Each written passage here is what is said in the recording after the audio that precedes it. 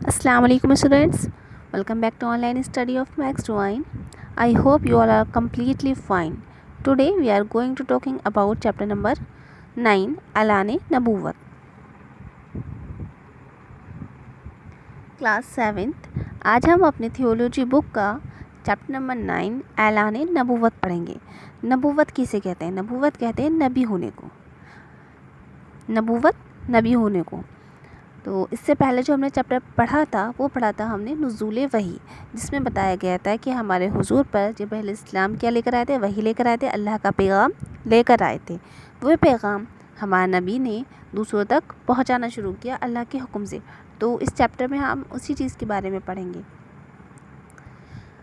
आन हज़रत सल्लल्लाहु अलैहि वसल्लम वही नाजिल होने के बाद नबूवत का काम अंजाम देने लगे, काम करने लगे। यानी हमारे अल्लाह का जो काम था, अल्लाह का जो पैगाम था वो लोगों तक पहुंचाने लगे। क्या पैगाम था? अल्लाह का पैगाम जो हज़रत जिब्रील अलैहिस्सलाम अल्लाह का जो पैगाम लेकर आए थे, कुरान लेकर आए थे नबी पर, हमारे हुजूर पर। इससे पहले हमारे हुजूर को नबूवत नहीं मिली थी। नबूवत जो मिली थी वो 40 साल की उम्र में मिली थी, जब हज़रत जिब्रील अलैहिस्सलाम अल्लाह का पैगाम लेकर गार हिरा में हुजूर के पास आए थे। तो हुजूर ने उस पैगाम को लोगों तक पहुंचाने का काम शुरू किया। सबसे पहली बात ये थी कि इस अहम राज में किन लोगों को शरीक किया जाए। सबसे पहली बात ये सोचने की थी कि जो अल्लाह का पैगाम है इसके बारे में किसको बताया जाए, क्योंकि जब वहाँ हुजूर मौजूद थे तो वहाँ कोई और नहीं था। सिर्फ जो ये वही नाजिल हुई थी हमारे हुजूर पर नाजिल हुई थी और गार हिरा में नाजिल हुई थी, जहाँ पर दूर दूर तक कोई मौजूद नहीं था। अब हमारे हुजूर सोचने लगे कि इस बात में जो मुझे अल्लाह का पैगाम नाजिल हुआ है, अल्लाह का पैगाम मुझ तक आया है, मैं ये बात किस किस को बताऊँ। तो लाजमी है ये बात जो बताई जाती वो सिर्फ उन्हीं लोगों को बताई जाती जिन पर यकीन हो, जो हुजूर पर यकीन करते हों और हुजूर उन पर यकीन करते हों। इसके लिए सिर्फ वही लोग चुने जा सकते थे जो आपके बहुत करीब रह चुके थे, और ये राज बताने के लिए सिर्फ उन्हीं लोगों को चुना जा सकता था जो हुजूर के बहुत ज़्यादा करीब थे और आपकी अच्छी आदतों और बुलंद अखलाक से खूब वाकिफ़ थे, और आपकी अच्छी आदतों से बहुत अच्छी तरह से जानते थे, खूब वाकिफ़ थे, जानते थे, और ये जानते थे कि आपकी हर बात सच्ची होती है। वो ये भी बातचीत जानते थे कि हमारे हुजूर कभी झूठ नहीं बोलते, हमारे हुजूर सादिक थे, यानी कि हमेशा सच बोलने वाले थे। तो हुजूर के जो मिलने वाले थे, जो करीबी थे, वो ये बात बहुत बखूबी जानते थे, बहुत अच्छे से जानते थे कि हमारे हुजूर सच बोलने वाले हैं। इनमें आपकी ज़ौजाए हज़रत खदीजा थी। इनमें सबसे पहले हज़रत खदीजा जो आपकी बीवी थी। आपके रफ़ीक, आपके दोस्त हज़रत अबू बकर सद्दीक़ थे। हज़रत अली मुर्तज़ा करमुल्लाह वजह थे, जिनके तरबियत व परवरिश हुजूर ने फरमाई थी।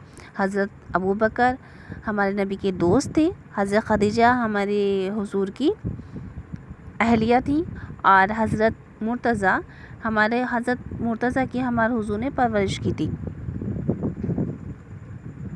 और हज़रत ज़ैद थे जो आपके ख़ास खादिम थे, खादिम ग़ुलाम, जिन्हें हुजूर ने लिया था।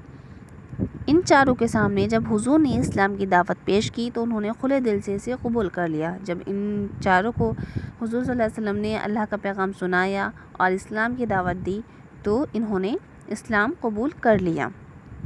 चूँकि बच्चों वही आने से पहले या जब तक अल्लाह का हुक्म नहीं आया हमारे हुजूर पर कि तुम खुलेआम लोगों को इस्लाम की दावत दो या तुम इस्लाम की दावत लोगों को दो, तो तब तक हुजूर ने इस्लाम की दावत लोगों तक नहीं पहुंचाई।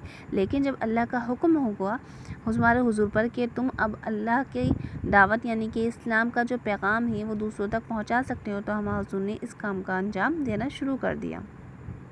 इसके बाद आहिस्ता आहिस्ता ये दावत आम होती चली गई, और इसके बाद आहिस्ता आहिस्ता ये दावत बहुत दूर तक फैलने लगी, यानी कि आम होती चली गई। लोग जानने लगे इस दावत के बारे में, इस्लाम की दावत के बारे में, चूँकि बात सच्ची और दिल को लगने वाली थी, क्योंकि हमारे हुजूर कभी झूठ नहीं बोलते थे, और जो हुजूर की बातें थीं वो दिल को लगती थी लोगों की, और उन्हें बिल्कुल सच्ची लगती थी। क्यों? क्योंकि वो बातें सच्ची ही थी।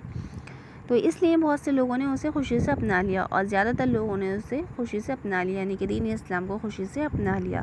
3 साल तक खामोशी के साथ आप और आपके साथी लोगों को इस्लाम की दावत देते रहे। कितने साल तक? 3 साल तक बच्चों हमारे हुजूर जो थे वो बहुत खामोशी के साथ छुप छुप कर इस्लाम की दावत लोगों तक पहुँचाने लगे। کیونکہ اللہ کا حکم جب تک نہیں آیا کھلے طور پر اسلام کی دعوت دینے کا، تب تک انہوں نے اسلام کی دعوت نہیں پہنچائی۔ 3 سال تک چھپ چھپ کر ہمارے نبی اور ان کے ساتھی لوگوں تک اللہ کا پیغام پہنچاتے رہے۔ اس مدت میں تقریباً 40 آدمی اسلام میں داخل ہوئے، اور جب تک ہمارے حضور نے چھپ چھپ کر اسلام لوگوں تک پھیلایا یا لوگوں تک پہنچایا، تو اس وقت تک کتنے آدمی تھے آپ کو پتہ ہے؟ 40 آدمی تھے جو ہمارے حضور کے ساتھ مل کر دعوت کو، یعنی کہ اسلام کی دعوت کو لوگوں تک پہنچانے کا کام انجام دے رہے تھے۔ تو یہ چیپٹر جو ہوتا ہے وہ آپ کے یہاں کمپلیٹ ہو جاتا ہے، جس میں آپ نے جانا کہ اعلان نبوت، جب اعلان نبوت ہو گیا، ہمارے حضور کو نبی ہو گئے، تو انہوں نے اللہ کا پیغام جو تھا وہ لوگوں تک پہنچانا شروع کیا۔ اس چیز میں انہوں نے صرف ان لوگوں کو شامل کیا جو ان کے بہت زیادہ قریبی تھے، جن پر انہیں یقین تھا۔